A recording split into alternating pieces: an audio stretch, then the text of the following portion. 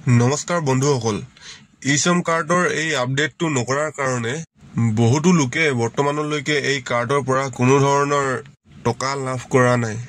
যিহেতু ই-শ্ৰম কাৰ্ডৰ হিতাধিকাৰীসকলক চৰকাৰে বিভিন্ন ধৰণৰ আঁচনিৰ সুবিধা দি থকা হৈছে।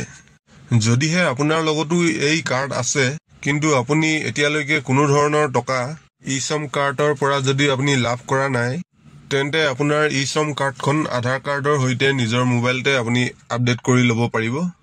যিহেতু চৰকাৰৰ ফালৰ পৰা ই-শ্ৰম কাৰ্ডৰ হিতাধিকাৰীসকলক 1000কৈ টকা দিয়া হৈছে। এই আপডেটটো নকৰাৰ কাৰণে বহুতে এই আঁচনিৰ টকা লাভ কৰা নাই। কেনেকৈ আপডেট কৰিব জানিবৰ কাৰণে সম্পূৰ্ণ ভিডিঅ'টো চাব আৰু নিজৰ লগতে বেলেগৰো ই-শ্ৰম কাৰ্ডসমূহ আপুনি আপডেট কৰি দিব পাৰিব। ই-শ্ৰম কাৰ্ড আপডেট কৰিবৰ কাৰণে মোবাইলৰ যিকোনো এটা ব্ৰাউজাৰ অপেন কৰিব আৰু সাৰ্চ বাৰত ই-শ্ৰম লিখি সাৰ্চ কৰি দিব। সাৰ্চ কৰাৰ পাছত প্ৰথম যোনটো লিংক আহিব, এই লিংকটোত আপোনালোকে ক্লিক কৰিব। ক্লিক কৰাৰ পিছত আপোনালোকৰ এনেকুৱা ধৰণৰ পেজ এখন অপেন হ'ব। ইয়াত আপোনালোকে গো টু মেইন পেজত ক্লিক কৰিব। ক্লিক কৰাৰ পিছত আপোনালোকৰ এই পেজখন অপেন হ'ব। ইয়াত আপোনালোকে তললৈ স্ক্ৰল ডাউন কৰিলে 4টা অপচন দেখিবলৈ পাব। যদি আপুনি বৰ্তমানলৈকে ই-শ্ৰম কাৰ্ড বনোৱা নাই, তেন্তে ৰেজিষ্টাৰ অন ই-শ্ৰম অপচনটোত ক্লিক কৰি আপুনি এই কাৰ্ডখন বনাই ল'ব পাৰিব। আৰু ইয়াৰ ওপৰত যদি আপোনালোকক ভিডিঅ' লাগে তেন্তে মোক কমেণ্ট কৰিব।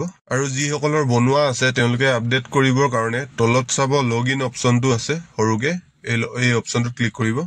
লগ ইন কৰিবৰ কাৰণে আপোনালোকে ফাৰ্ষ্ট আপোনালোকে নিজৰ মোবাইল নাম্বাৰটো বহুৱাব, আধাৰ কাৰ্ডৰ লগত লিংক থকা মোবাইল নাম্বাৰটো বহুৱাব আৰু তলত আপোনালোকৰ কেপচা এটা দিয়া আছে, এই কেপচাটো শুদ্ধকৈ বহুৱাই চেইন OTP অপচনত ক্লিক কৰিব। নেক্সট আপোনালোকৰ মোবাইলত এটা OTP যাব। সেই OTPটো ইয়াত সম্পূৰ্ণকৈ বহুৱাই তলত আকৌ কেপচাটো ফিল আপ কৰি সাবমিট অপচনত ক্লিক কৰিব।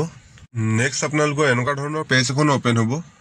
ওপৰত আপোনালোকে আধাৰ নাম্বাৰ অপচনটোত ক্লিক কৰিব আৰু তলত আপোনালোকৰ আধাৰ কাৰ্ডৰ নম্বৰটো শুদ্ধকৈ 4টাকৈ ফিল আপ কৰি দিব আৰু তলত OTP অপচনত ক্লিক কৰি তলত কেপচা এটা দিয়া আছে, এইটো শুদ্ধকৈ বহুৱাই সাবমিট অপচনত ক্লিক কৰিব।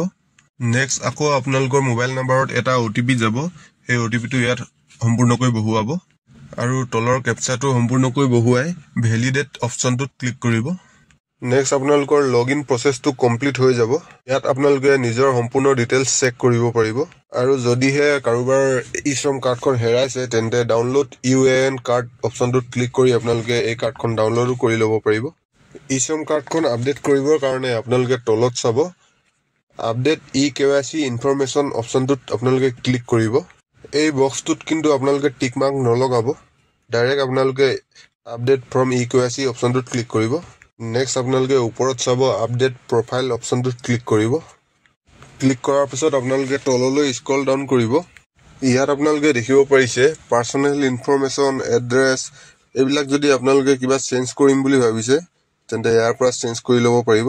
আৰু আজিকালি চৰকাৰে সকলো ধৰণৰ আঁচনিৰ টকা ডাইৰেক্ট DBT যোগে আপোনালোকৰ বেংক একাউণ্টত ট্ৰেন্সফাৰ কৰা হয়। তাৰ কাৰণে আপোনালোকে বেংক একাউণ্ট ডিটেইলছত ক্লিক কৰিব।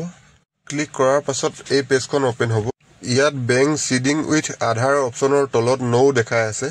আপোনালোকৰো যদি এনেদৰে নৌ দেখাই আছে তেন্তে আপোনাৰ যোনখন বেংক একাউণ্ট আধাৰ কাৰ্ডৰ সৈতে লিংক আছে আৰু eKYC কৰা আছে, সেই বেংক একাউণ্টখনৰ সম্পূৰ্ণ ডিটেইলছ ইয়াত ফিল আপ কৰি একাউণ্ট নম্বৰৰ সৈতে সম্পূৰ্ণ ফিল আপ কৰি আপুনি তলত আপডেট অপচনত ক্লিক কৰি আপডেট কৰি ল'ব পাৰিব। আৰু যদিহে আপোনাৰ কোনো একাউণ্ট আধাৰ কাৰ্ডৰ সৈতে লিংক নাই তেন্তে আপুনি অতি সোনকালে বেংকত গৈ এই কাম কৰি ল'ব।